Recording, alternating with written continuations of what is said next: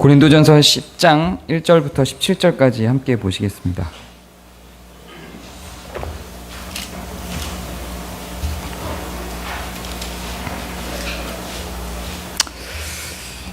장 1절부터 17절까지입니다.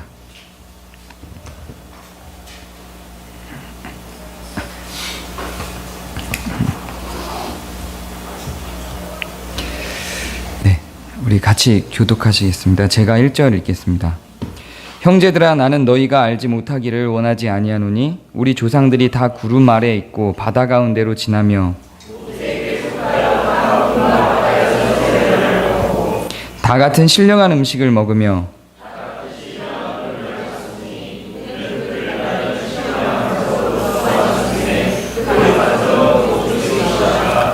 그러나 그들의 다수를 하나님이 기뻐하지 아니하셨으므로 그들이 광야에서 멸망을 받았느니라.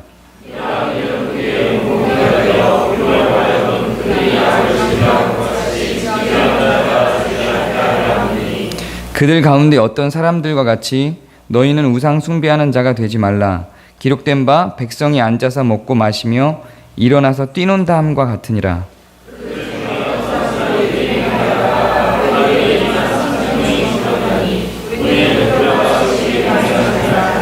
그들 가운데 어떤 사람들이 주를 시험하다가 뱀에게 멸망하였나니 우리는 그들과 같이 시험하지 말자.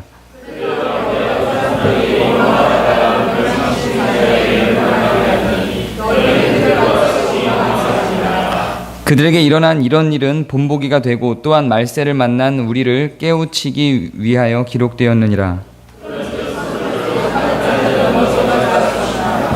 사람이 감당할 시험 밖에는 너희가 당한 것이 없나니 오직 하나님은 미쁘사 너희가 감당치 못할 시험 당함을 허락하지 아니하시고 시험 당할 즈음에 또한 피할 길을 내사 너희로 능히 감당하게 하시느니라. 나는 지혜 있는 자들에게 말함과 같이 하노니 너희는 내가 이르는 말을 스스로 판단하라.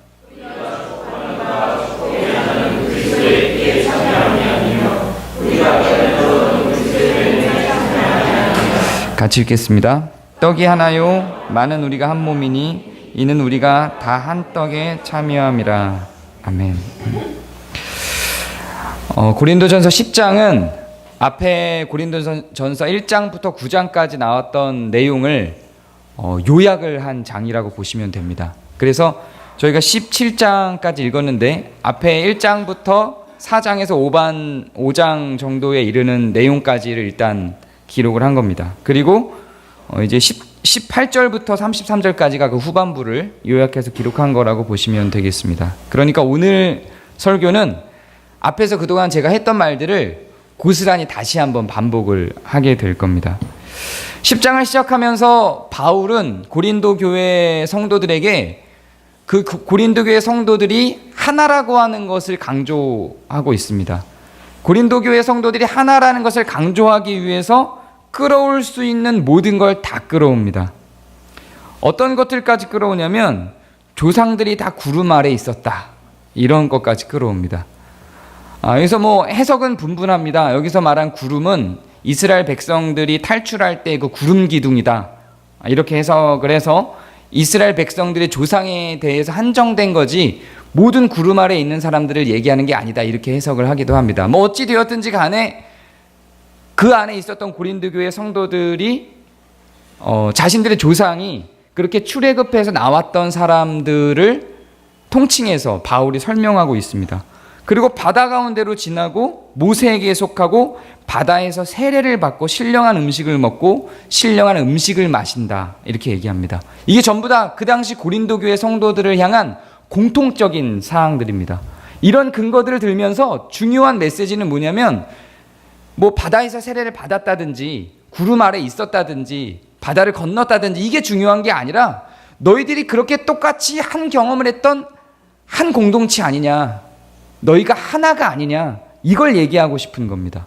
그래서 바울이 얘기하고 있는 지금 이 얘기들은 이 한 구절 한 구절은 사실 중요하지 않습니다. 사실 중요하지 않고 그 조건들이 중요한 게 아닙니다. 어떤 의미에서 고린도 교회가 하나인지에 대한 내용들은 중요하지 않습니다. 그런 걸 근거로 그런 걸 근거로 너희는 하나다라고 얘기한 것이 중요한 이야기입니다. 지금 우리 시대에 이걸 한번 대입해 볼까요? 우리하고는 맞지 않죠. 우리는 바다에서 세례를 받지 않았습니다. 바다를 건넌 적도 없죠. 우리 조상들도 바다에서 세례를 받지도 않고 바다를 건너지도 않았습니다.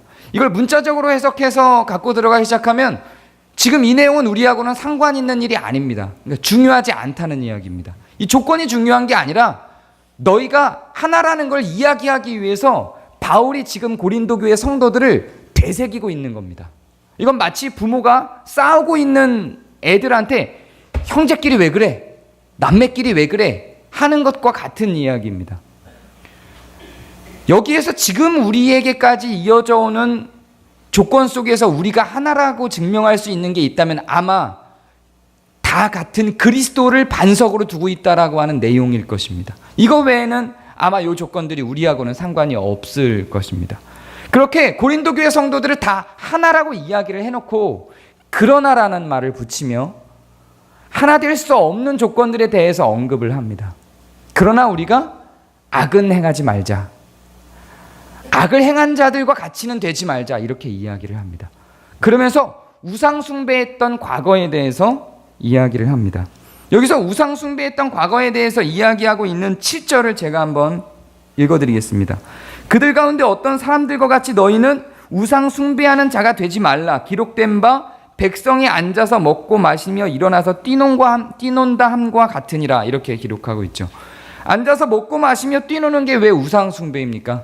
여기는 굉장히 많은 요절들이 생략되어져 있습니다. 지금 이 요절은 출애굽기 32장 4절에서 5절 사이에 있는 내용을 그대로 옮겨놓은 건데 그 앞부분을 띵가먹고 그러니까 뒷부분만 기록한 겁니다. 이스라엘 백성들은 구약을 다 배웠기 때문에 특히 모세오경은 달달 외울 정도로 배우고 있기 때문에 이렇게만 언급을 해도 충분히 다 알아들으니까 그냥 이렇게만 언급을 해놓은 거죠. 제가 그 출애굽기 32장 4, 5, 6절을 한번 읽어드리겠습니다. 아론이 그들의 손에서 금고리를 받아 부어서 조각칼로 새겨 송아지 형상을 만드니 그들이 말하되 이스라엘아 이는 너희를 애굽 땅에서 인도하여 낸 너희의 신이로다. 아론이 보고 그 앞에 제단을 쌓고 이에 아론이 공포하여 이르되 내일은 여호와의 절일이니라 하니 이튿날에 그들이 일찍 일어나 번제를 드리며 화목제를 드리고 백성이 앉아서 먹고 마시며 일어나서 뛰놀더라. 이렇게 기록하죠. 여기서 백성들이 앉아서 먹고 마시며 일어나서 뛰놀더라라고 하는 이 결론에 해당되는 내용만 띄어다가 바울이 설명을 합니다. 그러면서 이러지는 말자 이렇게 이야기를 하는 거죠. 이 본문 출애굽기로 돌아간 본문 내용을 보면 좀 재밌습니다. 송아지 형상을 만들었어요. 이집트에서 섬겼던 신의 모양을 만들어 놨습니다. 그리고 아론이 뭐라 그러냐면 야 이게 우리 하나님이야. 우상을 만들어 놓고 송아지를 만들어 놓고 황금으로 송아지를 만들어 놓고 이게 우리 하나님이니까 여기에다가 우리 절하자 이렇게 이야기를 하고 있는 거죠. 그러면서 그 앞에서 먹고 마시며 뛰놀았다는 이야기입니다. 그렇게 하지 말자고 하는 내용입니다. 이거는 우리 십계명 가운데 나 외에 다른 신을 섬기지 말라 이렇게 이야기를 하죠. 잘 생각해 보시면 나 외에 다른 신을 섬기지 말라라고 할 때에 명제가 나 외에 다른 신을 섬기지 말라니까 그 당시에 다른 신이 있다는 것을 이스라엘 백성들이 인지하고 있었다는 이야기입니다. 그래서 하나님께서는 나 외에 다른 신을 섬기지 말라라고 이야기를 하는 거죠. 다른 그 당시에 다른 문헌들, 특히 이슬람 세계에서 만들었던 문헌들에는 나 외에 다른 신을 섬기지 말라 이렇게 이야기하지 않습니다. 나 외의 신은 없다 이렇게 이야기를 합니다. 이게 하나님께서 성경을 기록하는 방식 중에 하나입니다. 하나님 외에 다른 신은 없는 게 맞죠. 그런데 하나님이 이스라엘 백성들은 하나님 외에도 다른 신들이 있는 걸로 인식을 하고 있는 상황입니다. 지금 아직 율법을 받기 전이고 모세에게 가르침을 받기 전입니다. 이집트에서 노예로 있었고 이집트에서 다신교의 사상 속에서 계속해서 자라났던 400년을 있었던 백성들입니다. 그래서 여호와 하나님을 섬기고 여호와 하나님이 나오라고 해서 나왔지만 이미 다른 신들에 대한 지식이 있고 다른 신들을 믿고 있었던 사람들이 태반인 상황입니다. 그 상황 가운데서 하나님이 내려주신 율법이 나 외에 다른 신을 섬기지 말라죠. 그런 이스라엘 백성들의 배경에서 송아지를 황금으로 만들어서 놓고 그 앞에서 뛰놀았습니다. 그러면 그 이스라엘 백성들은 그 송아지를 과연 정말로 여호와로 여겼을까요? 정말로 이스라엘 백성들을 이집트에서 출애굽시킨, 탈출시킨 그 여호와, 모세가 가르치고 있는 그 여호와로 여겼을까요? 그렇지 않을 가능성이 훨씬 많은 겁니다. 지금 이거는 고스란히 고린도 교회 성도들에게 그대로 다 접목이 돼서 들어가고 있습니다. 같은 상황입니다. 고린도 교회도 마찬가지로 로마의 지배 아래 있었고, 이 당시 로마에는 지금 우리가 비웃고 있는 그 로마 신화가 정말로 신으로 여겨졌던 때입니다. 여호와 하나님이나 예수 그리스도에 대한 이해보다 제우스에 대한 이해가 훨씬 더 강력했던 때입니다. 누군가가 예수를 신이라고 하면 비웃었을 때입니다. 뭐? 그 인간이 신이라고? 왜 번개는 던진대? 이렇게 얘기했을 때이고, 대부분은 번개를 던지시는 제우스를 믿었지 예수를 믿지 않았던 때입니다. 그러니까 우리가 지금 생각하면 이해가 안 되죠. 그 웃긴 제우스, 말도 안 되는 번개의 신, 번개는 그렇게 치는 게 아니야. 여기 음극하고 양극하고 이렇게 빵 해갖고 빵 치는 거지. 그게 무슨 신이야? 우리는 이렇게 이야기를 하지만, 이때는 오히려 반대로, 야, 목수했던 애가 무슨 신이야? 말도 안 되는 소리 하지 마 하던 때입니다. 그러니까 출애굽 당시에 있던 백성들의 가치와 생활과 신에 대한 인식과 사상이랑 이 당시 초대교회 성도들의 신에 대한 인식과 사상이 다르지 않습니다. 그래서 이 내용을 그대로 본따서 고린도 교회 성도들에게 이 설교를, 이 편지를 쓴 겁니다. 그렇게 우상 앞에서 뛰놀지 말라. 그러면 고린도 교회 성도들은 우상 앞에서 뛰놀았을까요? 그랬을까요? 교회에서 예배를 잘 드리고 제우스 신전에 찾아가서 제우스 신들한테 예배를 드리고 그랬을까요? 그러지 않았습니다. 그랬던 걸 의미하는 게 아닙니다. 정말 하나님이 하나님 되심을 고린도 교회 성도들이 제대로 알지 못하고 있었던 것에 대한 한탄을 바울이 하고 있는 겁니다. 갑자기 여기서 왜 우상 숭배가 나왔겠어요? 지금 계속 분열되어 있는 고린도 교회 성도들에게 우리는 하나야, 너희들 분열하면 안 돼, 이렇게 이야기하고 있다가 갑자기 뚱딴지같이 왜 우상 숭배를 이야기하고 있었을까요?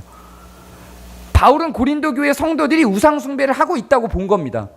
출애굽 당시에 송아지를 만들어 놓고 우상 숭배를 했던, 그리고 여호와의 날이라고 하면서 그 송아지에게 여호와라고 부르면서 절했던 그 이스라엘 백성들과 동일하게 고린도 교회 성도들을 바라본 겁니다, 바울은. 그래서 하나님을 섬긴다고 교회에 나와 있지만 그리스도의 몸된 교회를 깨고, 그리고 자기들이 원하는 바대로 하나님을 만들어서 추구하고 있는 고린도 교회 성도들 향해서 바울은 우상 숭배를 하고 있다고 이야기를 하고 있는 겁니다. 그리고 그러지 말자 이렇게 이야기를 합니다. 너희들은 지옥에 떨어질지어다 이렇게 하는 게 아니고 그러지 말자 이렇게 이야기를 합니다. 고린도전서가 현대 교회를 향해서 부르짖는 음성이 너무나도 많습니다. 그동안 우리가 계속 9절까지 바라봤던 내용들도 계속 보면 현대 한국 교회를 향해서 부르짖는 내용들입니다. 전부 동일해요. 어떻게 고린도 교회랑 현대 한국 교회가 이렇게 똑같은지 몰라요. 이 부분도 마찬가지라고 생각합니다. 지금 고린도전서 10장 7절에서 말하고 있는 우상 숭배하지 말라고 하는 이 바울의 선언은, 바울의 편지는, 바울의 가르침은 지금 한국 교회를 향해서도 동일하게 선언되어져야 될 이야기라고 생각합니다. 성경이 기록하고 있는 하나님, 성경이 기록하고 있는 그리스도가 아니라 그냥 성도들이 자기 스스로 만들어낸 하나님과 자기 스스로 그려내고 있는 그리스도를 따르고 믿고 그거를 향해서 예배하고 있다면 우상 숭배라고 하는 말입니다. 고린도 교회 성도들이 뚱딴지같이 교회 앞에다가 금송아지 놓고 이렇게 한 게 아니라니까요. 예배를 드렸어요. 우리가 지금 예배를 드리듯이 그렇게 동일하게 예배를 드렸는데 바울은 그들을 향해서 우상 숭배를 하고 있다고 이야기를 하며 우상 숭배하지 말자고 이야기를 하는 겁니다. 그리스도의 몸을 깨고 하나님이 아닌, 성경이 가르치는 하나님이 아닌 다른 하나님을 이야기하고 있는 것에 대한 분노에서 이야기를 하고 있는 겁니다. 감히 여러 사람들이 이미 이야기하였지만 지난달 8월 달에 제가 그 주보에 냈던 그 우리 그 책나눔으로 됐던 박태근 목사님의 교회론 책 있죠. 그 안에 이 내용이 그대로 나와요. 만몬에게 사로잡힌 한국교회. 한국교회가 과연 그리스도를 섬기고 있는가? 한국교회가 과연 성경에 기록된 여호와 하나님을 섬기고 있는가? 한국교회는 만몬을 섬기고 있다. 이렇게 용기 있게 박태근 목사님 아예 그냥 구체적으로 기록을 해놓고 있죠. 저도 크게 그 박덕훈 목사님의 의견에 반대하고 싶지 않습니다. 동일하게 지금 이 고린도전서 10장 7절이 현대 한국교회를 향해서 이야기하고 있는 것이라고 보고요. 그리고 강력하게 그런 자들은 다 지옥에 떨어질지어다라고 하지 않고 그러지 말자라고 하는 이 말 속에는 수시로 사람들은 그 가운데 빠지고 있음도 이야기를 하고 있는 겁니다. 우리도 어느 순간 훅 우리가 만들어낸 그리스도와 우리가 만들어낸 여호와를 우리 눈앞에 두고 예배하고 있는지도 모릅니다. 그리고 이어지는 말을 보면 음행하지 말자고 합니다. 거기 모여있는 사람들, 그들 중에라고 해요. 그들 중에 음행한 자들이 있었다. 음행하지도 말자. 또 그들 중에 하나님을 시험하던 자가 있었다. 시험하지도 말자. 또 그들 중에 하나님을 원망하는 자도 있었다. 우리 원망하지도 말자. 이렇게 이야기를 합니다. 마치 잘못 읽으면 하나님을 시험하거나 하나님을 원망한 자들이 지옥에 갈 것처럼 그렇게 읽혀질 수도 있지만 그런 이야기는 아닙니다. 다윗도 수도 없이 많이 하나님을 원망했고요. 에베소서에는 아예 하나님을 시험해 보라라고 바울이 또 이야기하는 장면도 등장을 하죠. 그럴 수 있는 때가 있습니다. 우리가 부족하여 그럴 수 있는 때가 있으나 바울은 권고하는 겁니다. 그러지 말자. 그것이 우리를 분열의 길로 가게 만든다. 여기에서 바울이 시험하지 말자라고 할 때 그 시험과 원망하지 말자라고 할 때 그 원망, 지금 고린도 교회 성도들이 하고 있는 하나님을 향한 시험, 이거는 누가 옳은지를 판단 내려달라고 하는 시험이에요. 다 분열에 대한 이야기입니다. 저가 옳은지 우리가 옳은지를 하나님으로부터 판단 내려달라고 요청하는 내용에서의 시험들입니다. 출애굽 당시에 모세에게 반대했던 세력들이 하나님을 시험해서 원망하고 시험했던 그 내용을 그대로 가져왔던 이야기입니다. 그냥 일반적으로 우리가 하나님을 원망하는 다윗의 시편 속에 있는 그러한 원망을 갖고 이야기하는 게 아니라 하나님 위에 서서 하나님을 지배적으로 활용하려고 하는 자들에 대한 경고인 것입니다. 그조차도 너희들은 다 지옥 갈 거야가 아니라 그러지 말자라고 권고를 하고 있습니다. 이렇게까지 다 이야기하는 건 뭐냐면 처음에 전제된 게 무엇이었죠? 우리는 하나다라고 하는 내용이었죠. 우리는 하나인데 우리를 하나 되지 못하게 만드는 게 뭐냐면 이러한 악이라는 겁니다. 이러한 악을 즐겨하는 것들이 우리를 하나 되지 못하게 만든다라고 지금 바울은 설명하고 있는 거예요. 그래서 6절을 보면 이러한 일은 우리의 본보기가 되고 우리로 하여금 그들이 악을 즐겨한 것 같이 즐겨하는 자가 되지 않게 하려 한다고. 그래서 성경에 출애굽 당시에 있었던 이런 음행했던 것과 우상 숭배했던 것과 시험했던 것, 원망했던 것들을 기록하고 있다고 이야기를 하는 겁니다. 그 당시에 이스라엘 백성들은 그러한 악들을 즐겨했다고 이야기를 합니다. 그리고 우리에게 그 즐겨했던 이스라엘 백성들을 성경에 기록함으로 우리는 이러한 악들을 즐겨하지 말도록 요청하고 있다. 바울은 이렇게 설명을 하고 있는 겁니다. 이것도 마찬가지로 역으로 생각해 보면 지금 고린도 교회 안에 이러한 악을 즐겨하고 있는 자들이 있다는 이야기입니다. 그러한 자들이, 이러한 악을 즐겨하는 자들이 하나됨을 깬다라고 이야기를 하고 있는 거예요.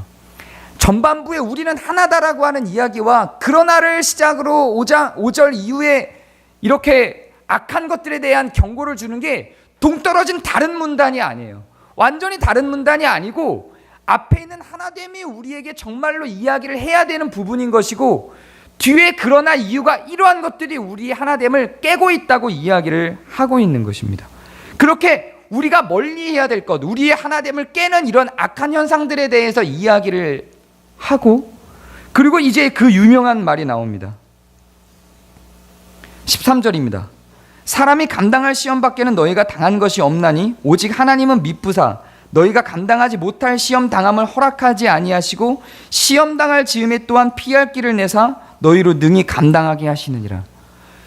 이게 정말로 성경에서 오역되어져 설교되는 많은 요절들 중에 고린도전서에 유난히 많죠. 오역되는 게. 왜냐하면 그만큼 설교가 많이 되기 때문에 그렇습니다. 완전히 잘못된 오역 혹은 완전히 잘못된 설교 본문 요절 중에 하나입니다.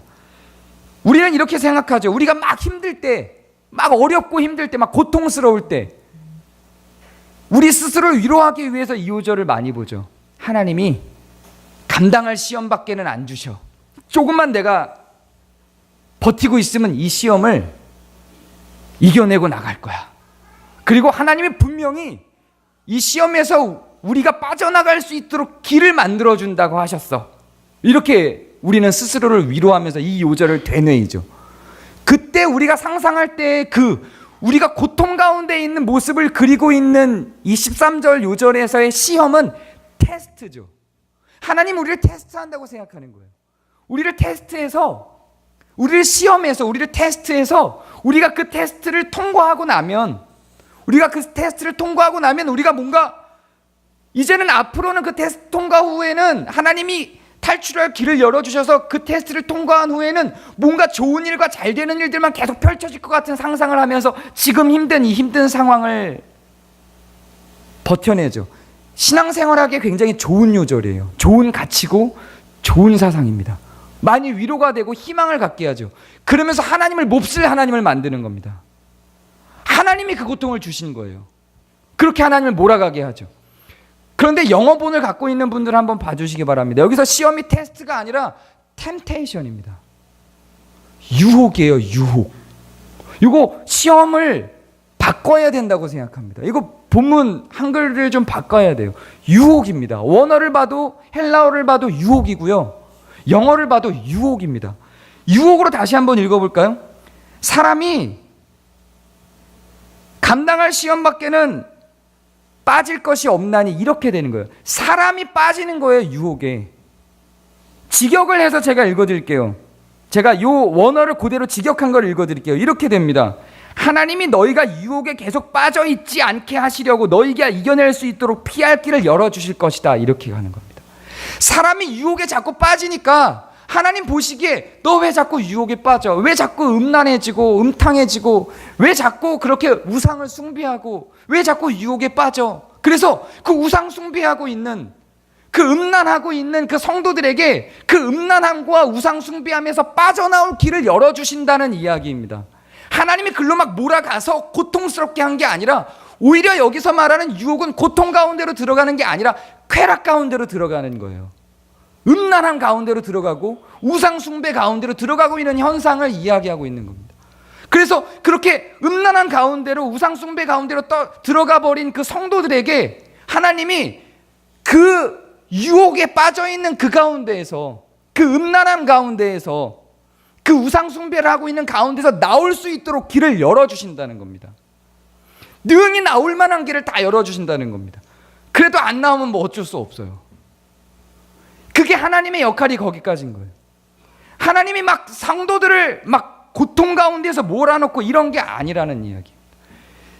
이 본문 앞에서부터 흘러져 나온 본문을 내용을 한번 쭉 훑어보세요. 우리는 하나야. 우리는 하나인데 이 하나됨을 깨게 만드는 게 뭐냐면 우리 악이야. 우리의 우상 숭배, 잘못된 하나님을 섬기는 것과 너희들의 음란함과 하나님을 시험하고 하나님을 원망하고 하는 그러한 것들이 우리 하나됨을 깨는 거야. 그러지 말자.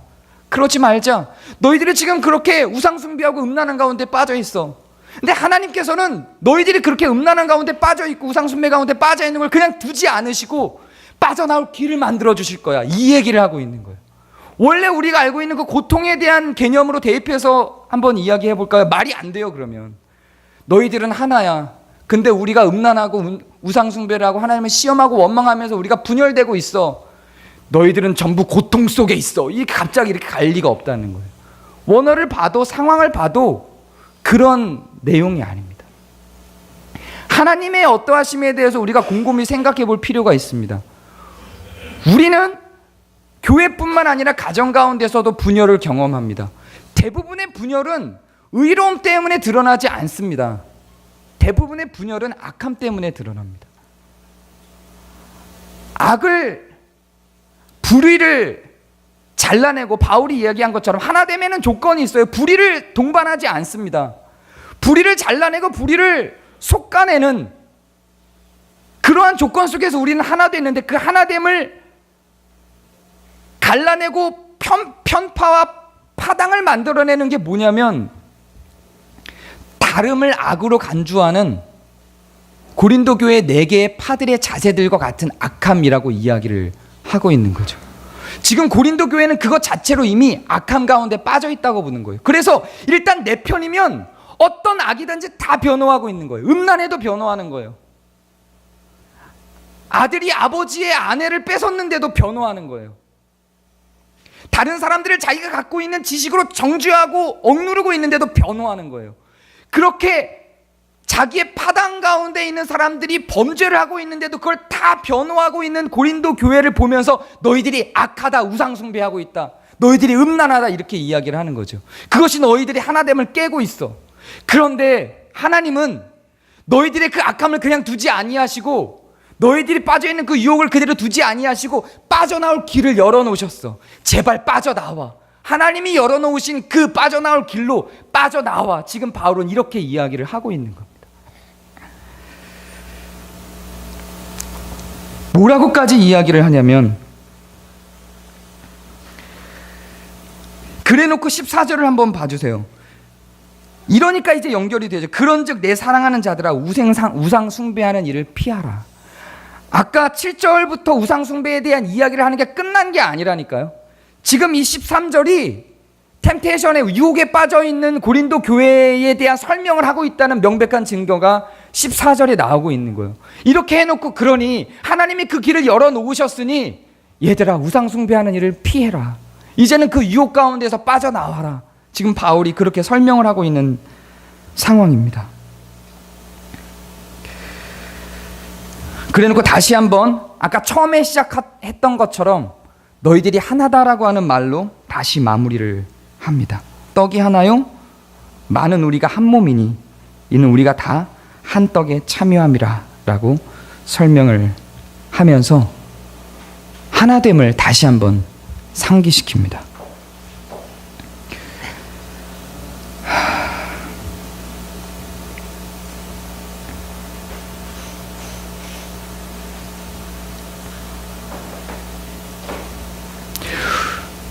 우리는 시험에 빠질 수 있습니다. 여기서 시험은 유혹을 의미합니다. 우리는 유혹에 빠질 수 있습니다. 범죄할 수도 있습니다. 그리고 하나님은 분명히 성경에 기록된 대로 그 범죄함 가운데서 빠져나올 길을 어떻게든 하나님 만들어내시고 있다고 저는 믿습니다. 그런데 우리의 욕망과 우리의 탐욕과 우리의 자존심과 우리의 욕심들이,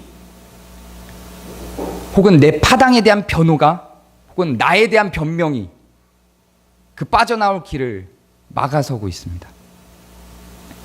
우리는 제가 자주 이야기하듯이, 특히 한국교회에서는 하나님이 우리의 자유의지를 막 쥐고 흔드는 것으로 자꾸만 상상을 합니다.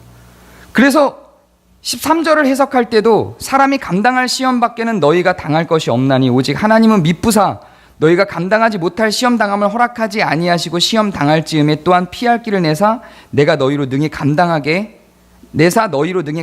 하시느니라. 이렇게 이야기를 하는 게 전부 다 능동적으로, 하나님이 그렇게 하는 능동적으로 표현이 되고 있죠. 영어본을 한번 봐주시기 바라요. 저는 여기에 신학적인 해석이, 신학적인 번영이 이 안에 들어가 있다고 봅니다. 영어본을 한번 봐주시기 바라요. 다 수동으로 되어 있습니다.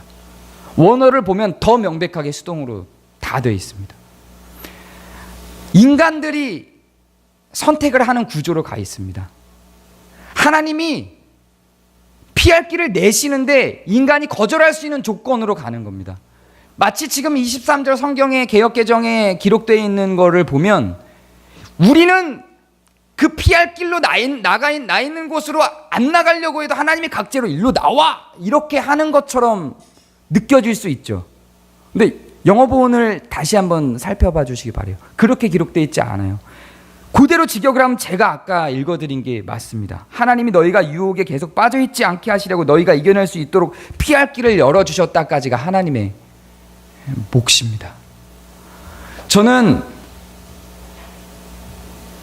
여러분의 삶도 마찬가지겠지만 좀 큰 그림부터 한번 하나하나 곱씹어 보자면, 한국교회를 향해서 하나님께서 피할 길을 열어주신다고 생각합니다.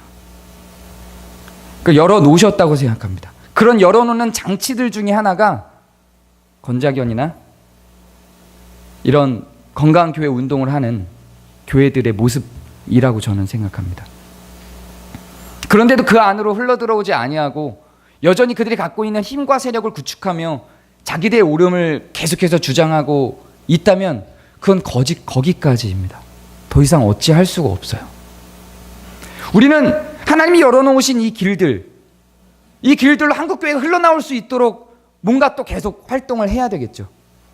한국교회를 계몽하고 무엇이 잘못된지를 조금 더 설득력 있게 성경을 근거로 변증해서 그들이 돌이키고 나올 수 있도록, 그래서 그들이 갖고 있는 그 힘과 세력과 건물과 이런 것들을 다 버리고 나올 수 있는 어떤 운동이든 행동이든 무엇이든 우리가 해야 되겠죠. 그것이 저는 하나님이 한국교회가 회개하고 돌아올 수 있는 유혹에서부터 빠져난 그 만몬에 빠져있는 한국교회가 그 만몬을 버리고 빠져나올 수 있는 통로를 만들어오는 일종의 하나의 길이라고 생각합니다. 또 다른 길들도 있을 겁니다. 제 눈으로 보기에는 이 길밖에 없지만 또 다른 어떤 길들도 있을 거예요. 사회가 한국교회를 욕하고 있는 모습이 이런 것들도 다 그런 길들 중에 하나라고 생각합니다. 그런데 한국교회를 보세요. 안 움직이잖아요. 안 움직입니다. 꿈쩍도 하지 않습니다. 왜 꿈쩍도 하지 않을까요? 너무 가진 게 많아요. 너무 가진 게 많아요. 고린도 교회랑 너무 똑같아요. 너무 가진 게 많아요. 너무 견고해요. 그들이 갖고 있는 그 파당이 너무 견고해요. 깨질 수가 없어요. 깨지지가 않아요. 깨질 것 같지가 않아요. 그러니까 물꼬가 트여져서 흘러나오게 길을 열어놓으셨는데도 안 나와요. 이렇게 영원히 안 나올 수도 있다고 저는 생각합니다. 조금 범위를 좁혀보겠습니다. 우리 교회도 저는 적용될 수 있는 부분들이 있다고 생각합니다. 우리 교회 가운데에서도 이런 문제가 없을까요? 지금은 크게는 없죠. 그러나 분명히 우리 교회 가운데에서도 그런 일들이 발생할 수 있고, 저는 잠재적인 어떤 요소들은 분명히 있다고 생각합니다. 잠재적인 요소들, 언제 터질지 모르는 유혹들. 지금 고린도전서에 기록된 것처럼 고린도 교회를 향해서 바울이 설명하고 있는 것처럼 음란이나 우상숭배나 이런 거대한 것들은 아닐지 몰라도 어쨌든 우리의 자존심을 구길 수 없게 만드는 유혹들이 우리들 가운데도 있을 거라고 생각합니다. 그 통로들이 언젠가는 또 생겨나겠죠. 흘러나갈 수 있도록. 그때 지체치 말고 빠져서 흘러나가시길 바랍니다. 여러분들의 가정 안에서는 어떻습니까? 자녀와 부부 사이에서도 유혹들이 있죠. 여기서의 유혹은 단지 그냥 지금 바울이 예를 든 것처럼 음란한 정도에 한정돼 있지 않아요.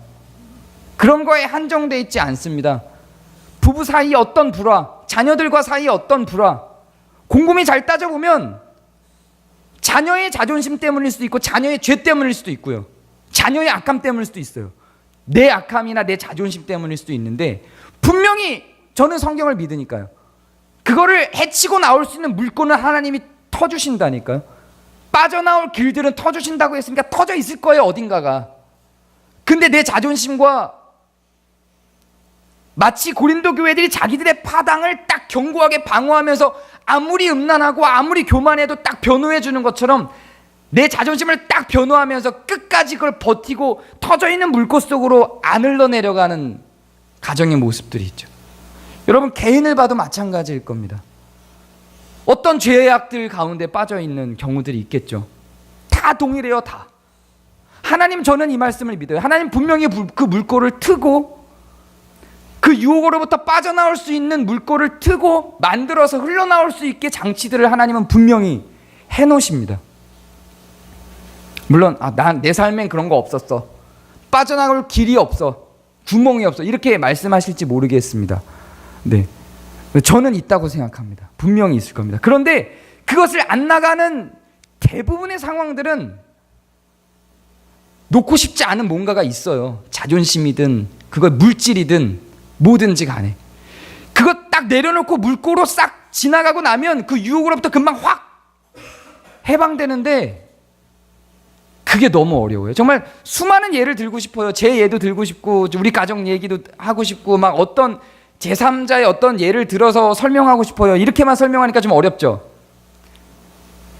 근데 그렇게 하면 내 얘기 하나 또 이러실까 봐. 근데 아마 이 상황 가운데 있는 분들은 뭔 얘기인지 알 거예요. 물꼬가 다 있어요. 글로 가세요. 글로 가시는 건 여러분의 선택이에요. 하나님이 여러분이 버티고 있어도 너 일로 가! 그리고 그렇게 막 끌고 가지 않으세요. 물꼬를 터주시고 여러분 마음 가운데 소원함을 주셔서 글로 가고 싶은 충동을 주세요. 근데 그거보다 더 강력한 내 욕심과 내 탐욕과 내 자존심과 내 욕망이 그거를 딱 가로막고 버티는 거예요. 고린도 교회 파당들이 자기의 파당을 변호하기 위해서 꽉 버티고 있는 것처럼 그런 거예요. 한국 교회가 자기의 교단들과 자기들의 이익들을 위해서 딱 벽을 견고하게 세우고 버티고 있는 것처럼 그런 거예요. 다 동일한 방식이라고 저는 생각합니다. 개인의 죄를 타파하는 방법과 가정의 평화가 오는 방법과 교회 안에 하나됨을 추구하는 방법과 한국 교회가 건강해지고 하나 되는 방법들이 다 저는 다르지 않다고 생각합니다. 성경에 기록된 대로 바울이 이야기한 대로 고린도 교회 한 교회에 이야기한 것 같지만 사실은 모든 사람과 모든 교회들 가운데에 던지고 있는 메시지라고 생각합니다. 우리는 여러분이 인정하든 인정하지 않든 우리는 하나입니다. 우리는 같은 그리스도를 믿고 있습니다. 조금 더 끔찍한 얘기를 하나 해드릴까요? 여러분이 인정하든 인정하지 않든 우리는 한국교회와 하나입니다. 아니에요. 명성교회는 아니에요. 거기는 빼주세요. 뭐 그럴 수도 있겠죠. 그거는 모르는 거예요. 어쨌든 우리는 그렇게 인정하고 가는 거예요. 그리고 그들이 그 물꼬를 트고 흘러갈 수 있도록 우리도 언제든지 그 물꼬를 트고 유혹으로부터 빠져나가는 길로 흘러갈 수 있도록 끊임없이 우리는 움직여내고 고민하고 우리를 돌아보고 한국교회를 돌아보고 그걸 위해 기도하고 그걸 위해 움직일 필요가 있다고 생각합니다. 그렇기 때문에 저는 감히 쉽지 않아요. 이런 부탁을 드리고 싶습니다. 저도 그래 본 적 없어요. 명성교회를 바라볼 때 분노의 마음이 아니라 안타까운 마음으로 바라볼 수 있다면 저는 더 많이 달려갈 것 같아요. 더 많이 관심을 가질 것 같고 저는 분노의 마음이라서 꼴도 배기 싫어서 안 가는 거예요. 거기를 향해서 뭔가 하고 싶지 않아요. 꼴도 배기 싫어서. 근데 그래서 오히려 계속 썩어져 가는 건 아닌가 그런 생각도 조금 듭니다. 그것들이 안타깝다면 조금 더 많이 움직이지 않을까 이런 생각도 조금 듭니다. 그거는 한국교회를 예를 들었지만 이것뿐만이 아니에요. 가정도 마찬가지입니다. 우리 교회도 마찬가지예요. 우리가 하나다라고 생각을 하고 있다면 우리 가운데 있는 문제를 볼 때 저 꼴배기 싫은 애가 있어요. 우리 교회에도 있을 거 아니에요. 여러분 그 꼴배기 싫은 애가 있을 때 그가 갖고 있는 어떤 문제가 있을 때 이게 쟤는 하나가 아니야 이렇게 생각하면 편해요. 쟤는 나랑 동떨어졌어. 근데 하나라니까요. 그래서 더 안타깝게 다가갈 수밖에 없는 거예요. 교회는 그렇게 갈 수밖에 없어요. 그냥 쟤는 제 삶이고 나는 내 삶이야 이렇게 가지지 않는다니까요. 교회는 그게 그렇게 되지 않아요. 가정도 마찬가지잖아요. 가정도 여러분 남편이 막 범죄하고 다녀요. 심각한 문제가 있어요. 여러분 아내가 범죄하고 막 심각한 문제가 있어요. 근데 막 싸우고 싫어요. 그냥 아무리 싫어도 여러분 아내가 아픈데 병원 안 데리고 가요? 아무리 싫어도 여러분 남편이 막 맨날 술만 먹으면 사람들 패고 다니고 찌르고 다니고 막 이러는데 그거 그냥 둬요? 안 그러잖아요. 저는 그게 교회의 모양이라고 생각합니다. 조금만 더 욕심을 내서 마무리를 좀 하자면 이런 겁니다. 우리 교회는 가장 큰 장점이자 가장 큰 단점 중에 하나가 저는 개인주의를 보장하는 자유라고 여깁니다. 네, 제가 무슨 말을 하는지 아실 거예요. 서로의 삶을 간섭하지 않기를 원하는 마음들이 우리 가운데 있죠. 특히나 어떤 특정한 내가 원하지 않는 어떤 사람들에 대해서는. 바울의 말을 빌려서 우상숭배입니다. 우리는 그리스도의 몸된 자들이고 그 견고함, 내 삶을 건드리지 마. 그리고 나는 네 삶으로 가고 싶지 않아. 라고 하는 우리 가운데 그 견고함이 템테이션으로 들어가는, 유혹으로 들어가는 발걸음입니다. 간섭이 없는 교회는 결국 타락합니다. 교회는 서로 간섭할 수밖에 없습니다. 잘하고 있는 사람들은 칭찬으로 간섭을 하고요. 악한 사람은 치리로 간섭합니다. 그게 교회의 원형입니다. 고린도 교회는 지금 계속 그거를 어기고 있어서 바울이 고린도 교회를 향해서 계속 얘기하고 있는 게 바로 그것입니다. 너희들은 네 개의 다른 교회가 아니라 하나야. 아볼로, 게바, 그리스도, 바울파 얘들아.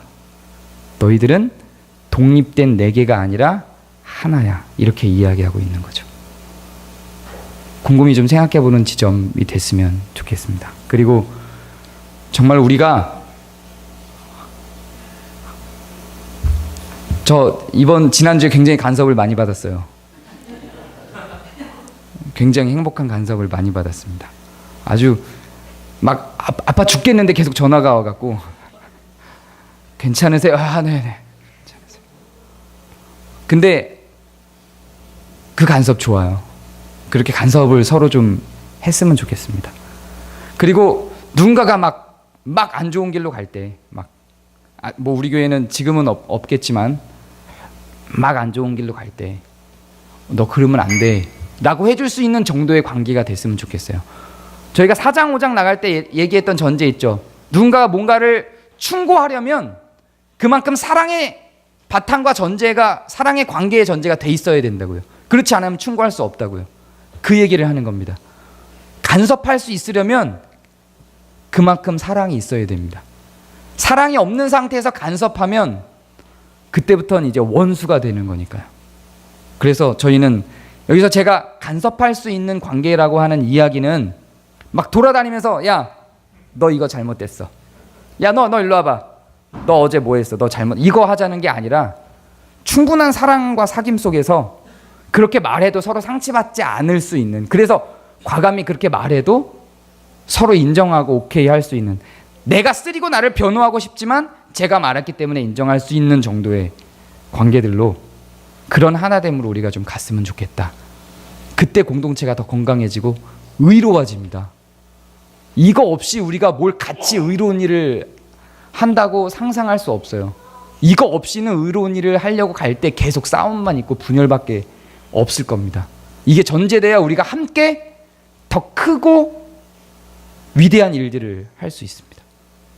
거기로 가기 전에 이게 먼저 있어야만 되는 것입니다. 자, 기도하겠습니다.